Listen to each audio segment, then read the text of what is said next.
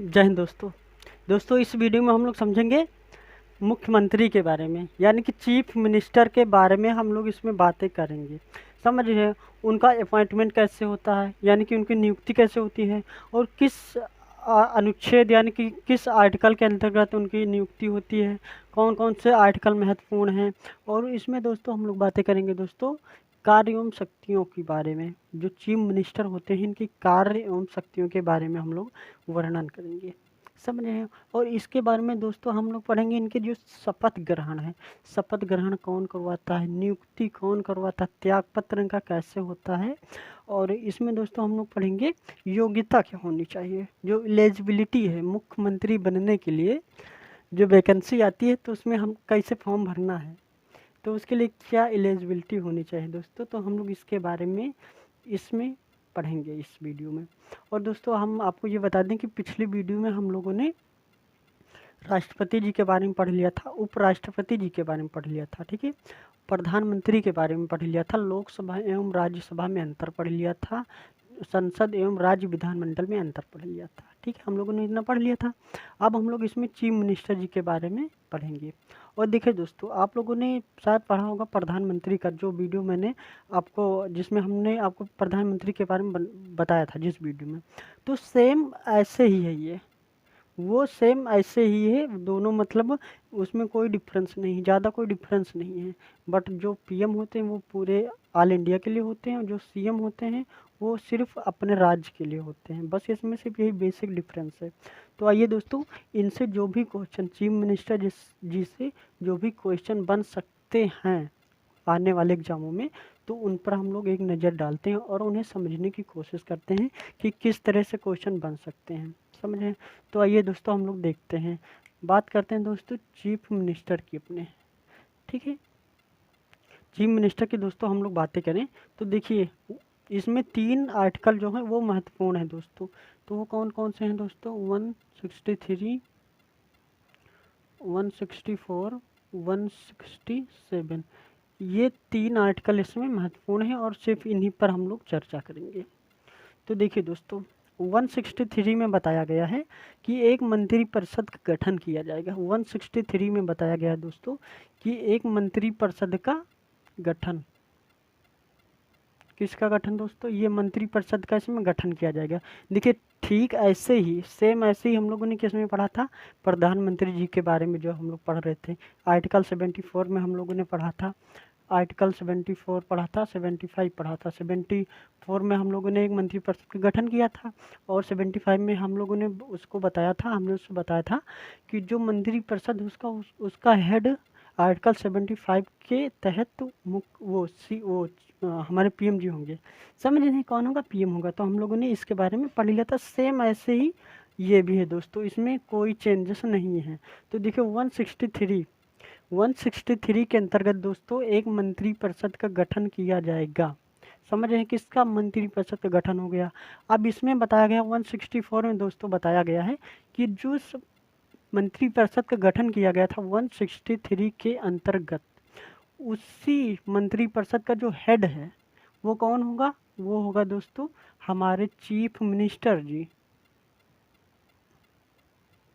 मंत्रिपरिषद का मुखिया, मुखिया मान लीजिए, तो उसी मंत्रिपरिषद का जो मुखिया है वो किसे माना जाएगा दोस्तों, सीएम को माना जाएगा। 164 में ये बताया गया है। समझ गए यहाँ तक आप लोग, ठीक है। अब देखिए हम लोग 167 की बात कर लेते हैं, कार्य एवं शक्तियों के बारे में। समझ रहे हैं। तो देखिए कार्य एवं शक्तियों को भी हम छोड़ रहे हैं, इसको हम लोग बाद में देखेंगे तो अच्छे से और बेहतर ढंग से ये दोस्तों समझ में आएगा। तो इसको हम लोग छोड़ते हैं, बाद में देखेंगे। देखिए अब हम लोग इसमें दोस्तों बात कर लेते हैं नियुक्ति के बारे में। समझ रहे हैं। तो देखिए यानी कि नियुक्ति यानी कि अपॉइंटमेंट के बारे में। तो आप लोग जानते हैं दोस्तों हमारा जो चीफ मिनिस्टर जी का जो इलेक्शन है वो डायरेक्ट जनता के द्वारा नहीं होता। मतलब जो जनता है ना, वो मतलब अपने सीधे डायरेक्ट चीफ मिनिस्टर को या पीएम को या प्रेसिडेंट को नहीं सेलेक्ट करती हैं। आप लोग जानती होंगे हम लोग किसे वोटिंग करते हैं, तो हम लोग दोस्तों अपने विधानसभा के सदस्यों को वोटिंग करते हैं। ठीक है, हम लोग विधानसभा के सदस्यों को चुनते हैं, और वही विधानसभा के सदस्य किसे चुनते हैं, तो वो दोस्तों हमारे जो सीएम हैं उनको चुनते हैं। और कैसे दोस्तों, विधानसभा में जिस पार्टी का बहुमत अधिक होगा, यानी कि जिस पार्टी के एमएलएज विधायक अधिक होंगे, वो विधायक अपने सुप्रीम लीडर को मुख्यमंत्री के रूप में चुनते हैं। समझ गए आप लोग इस बातों को। तो देखिए हम लोग नियुक्ति के बारे में बात कर लेते हैं। तो नियुक्ति कौन करता है दोस्तों? तो ये गवर्नर के द्वारा इनकी नियुक्ति होती है।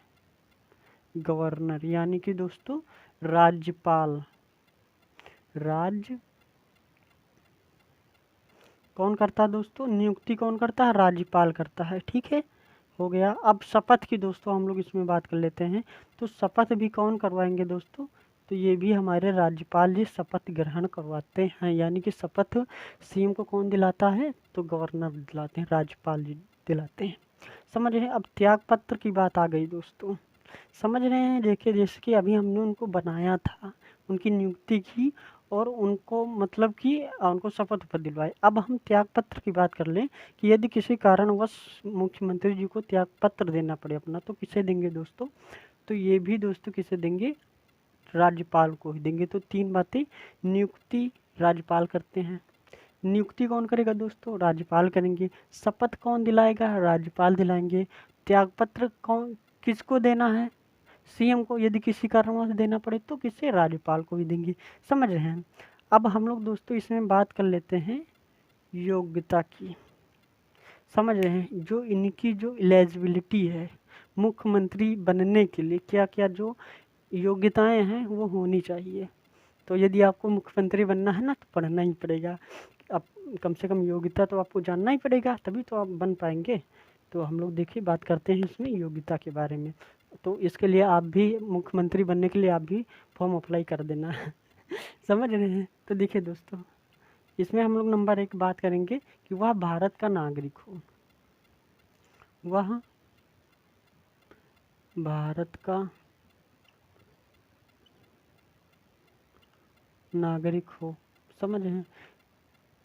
ये बातें लगभग सभी में हैं कि वह भारत का नागरिक होना ही चाहिए। समझ रहे हैं?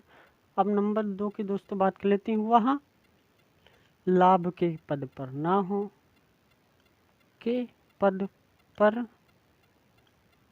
ना हो।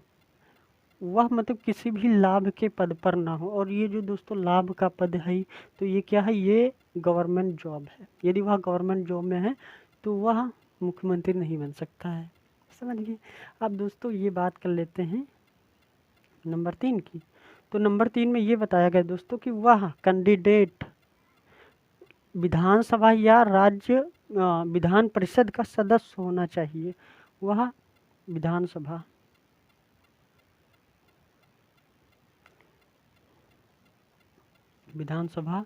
या विधान परिषद का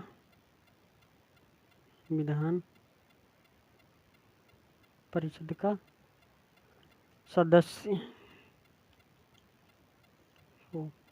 समझ हैं दोस्तों? नंबर 3 में ये बताया गया है कि मुख्यमंत्री बनने के लिए वह विधानसभा या राज्य विधान या विधान परिषद का सदस्य होना चाहिए उसको।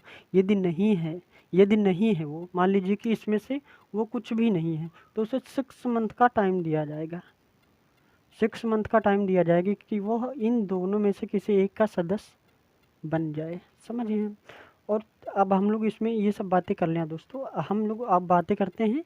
देखिए बात यह है, इसी में एक क्वेश्चन और छुपा हुआ है दोस्तों, वही मान लें एलिजिबिलिटी के बारे में, योग्यता के बारे में। तो देखिए ये पूछ लिया जाता है आपसे कि मुख्यमंत्री बनने के लिए जो एज है, जो मिनिमम आयु है, वो क्या होनी चाहिए दोस्तों तो आप लोग जानते हैं कि विधानसभा का सदस्य बनने के लिए, विधानसभा का सदस्य या लोकसभा का सदस्य केंद्र में बनने के लिए जो हम लोगों को न्यूनतम आयु है वो कितनी होनी चाहिए?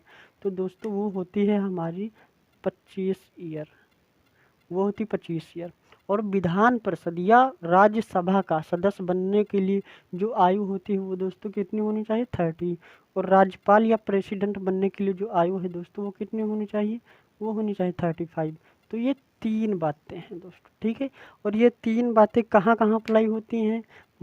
पीएम बनने के लिए, सीएम बनने के लिए राज्यपाल बनने के लिए, ठीक है, राज्यपाल बनने के लिए तो ये 35 आयु होना चाहिए। तो हम सीएम और पीएम की बात कर लेते हैं। तो जो पीएम हैं हमारे प्रधानमंत्री जी, उनकी भी न्यूनतम आयु कितनी 25 ईयर होनी चाहिए और 30 ईयर होनी चाहिए। मतलब 30 ईयर तो चल जाएगी, 25 मगर होनी ही चाहिए, समझ रहे हैं। तो इसमें भी ये बताया गया कि सीएम बनने के लिए न्यूनतम आयु 25 साल और अधिकतम की बात नहीं की गई है, 30 साल होनी चाहिए। यानी कि वह मतलब विधानसभा या विधान परिषद का वह सदस्य होना चाहिए, और होने के लिए जो न्यूनतम आयु वो 25 साल 30 साल होनी चाहिए, समझ रहे हैं। तो इसमें ये क्वेश्चन एक आपको मिल गया। अब दोस्तों हम लोग बात कर लेते हैं मंत्रिपरिषद के प्रकार के बारे में। जो मंत्रिपरिषद का गठन हम लोग 163 के अंतर्गत किए थे ना, अभी यहाँ देखिए आप लोग यहाँ पे, तो उसमें हम लोग मंत्रिपरिषद क्या है, तो इसमें हम लोग बातें करेंगे कि मंत्रिपरिषद कितने प्रकार के होते हैं और इनका लगभग कार्य क्या होता है, इसके बारे में हम लोग थोड़ा से समझने की कोशिश करेंगे। तो दोस्तों देखिए, मंत्रिपरिषद के प्रकार, देखिए मंत्रिपरिषद जो है वो कितने प्रकार के होते हैं, वो होते हैं 3 प्रकार के, समझ रहे हैं। नंबर 1 दोस्तों कैबिनेट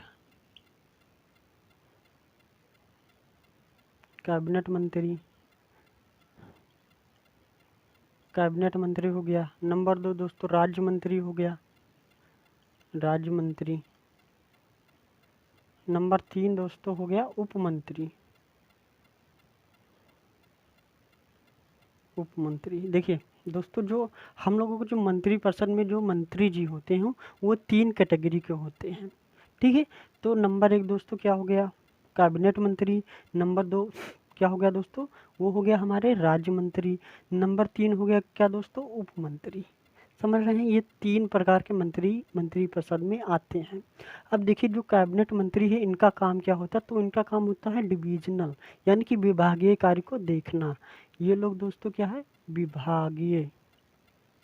विभागीय कार्यों को ये लोग देखते हैं, ठीक है। और जो राज्य मंत्री जी होते हैं ये लोग इनकी हेल्प करते हैं।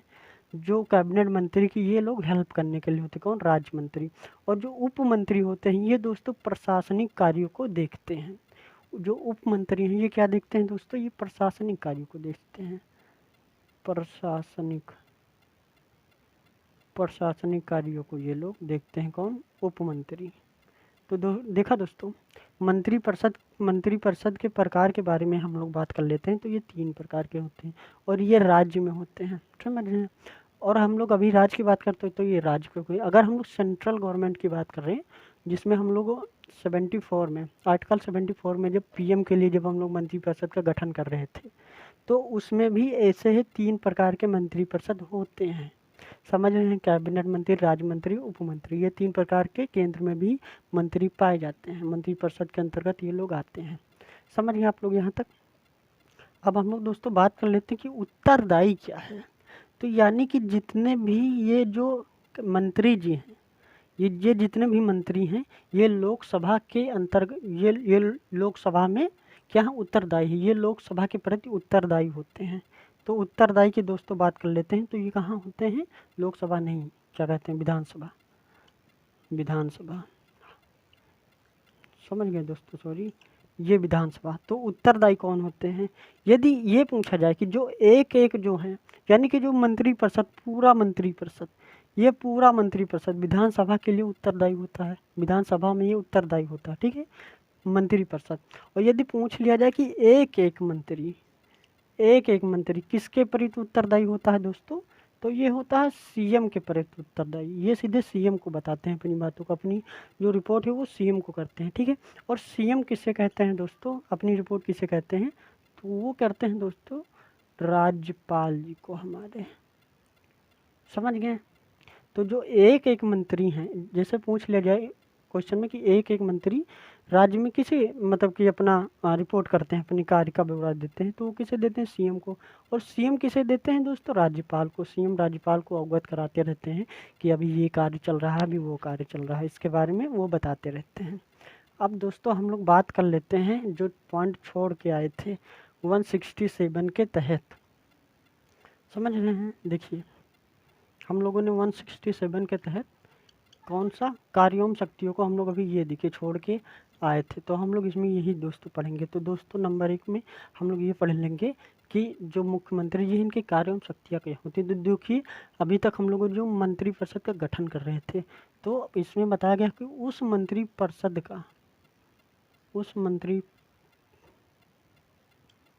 की अध्यक्षता कौन करेगा? अध्यक्षता कौन करेगा दोस्तों? तो सीएम करेंगे।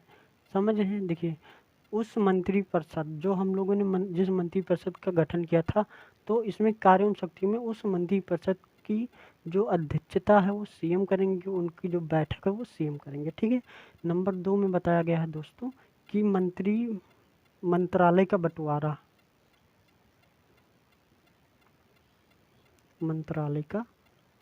बंटवारा समझ लीजिए। देखिए दोस्तों, देखिए उसी मंत्रिपरिषद को जो मंत्रिमंडल है उसका बंटवारा कौन करेगा? तो सीएम करेंगे। समझे? सीएम करेंगे किसके सलाह पर? तो ये राज्यपाल जी के सलाह पर। राज्यपाल के सलाह पर सीएम इन लोगों को मंत्रिपरिषद का आवंटन करेंगे, यानी कि बंटवारा करेंगे। समझ रहे हैं? अब नंबर 3 की दोस्तों हम लोग बात कर लेते हैं। नंबर 3 की, तो नंबर 3 में दोस्तों ये बताया गया है कि जो मंत्रिपरिषद हैं जिनको मंत्रालय मिल चुका है, तो उनके मतलब सीएम के नेतृत्व में वो मंत्री लोग अपना कार्य करेंगे। तो क्या बताया गया दोस्तों?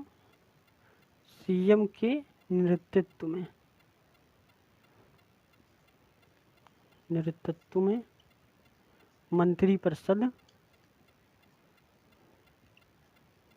मंत्रिपरिषद विकास कार्य को करेंगे।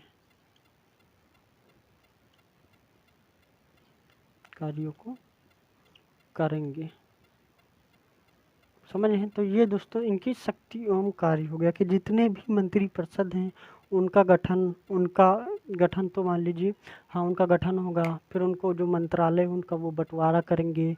उसके बाद में जब बंटवारा हो गया तो जब मंत्री बन गए तो मंत्री जब कार्य करने लगेंगे तो वो सीएम के नेतृत्व में काम करेंगे और सीएम को ही अपनी रिपोर्टिंग करेंगे।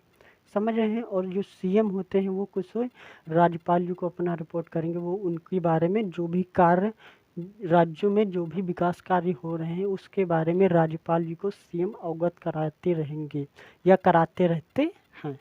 समझ रहे हैं? तो ये दोस्तों इनके कार्य एवं शक्तियों का हम लोगों ने वर्णन कर लिया। समझ रहे हैं? बस दोस्तों इस वीडियो में बस इतना ही। मिलते हैं नेक्स्ट वीडियो में। और ये वीडियो आप लोगों को कैसा लगा आप लोग हमें कमेंट सेक्शन में लिख के जरूर बताएं, और जो समझ में ना आया हो आप हमें कमेंट सेक्शन में लिख के जरूर बताएं। हम उसको आपको कमेंट सेक्शन में रिप्लाई करेंगे और समझाने की कोशिश करेंगे। और दोस्तों नेक्स्ट वीडियो में हम लोग बात करेंगे राज्यपाल जी के बारे में। ठीक है? नेक्स्ट वीडियो में हम लोग मिलेंगे और राज्यपाल जी के बारे में चर्चा करेंगे। समझे? तो इस वीडियो में बस इतना ही। मिलते हैं नेक्स्ट वीडियो में। तब तक के लिए दोस्तों धन्यवाद। जय हिंद।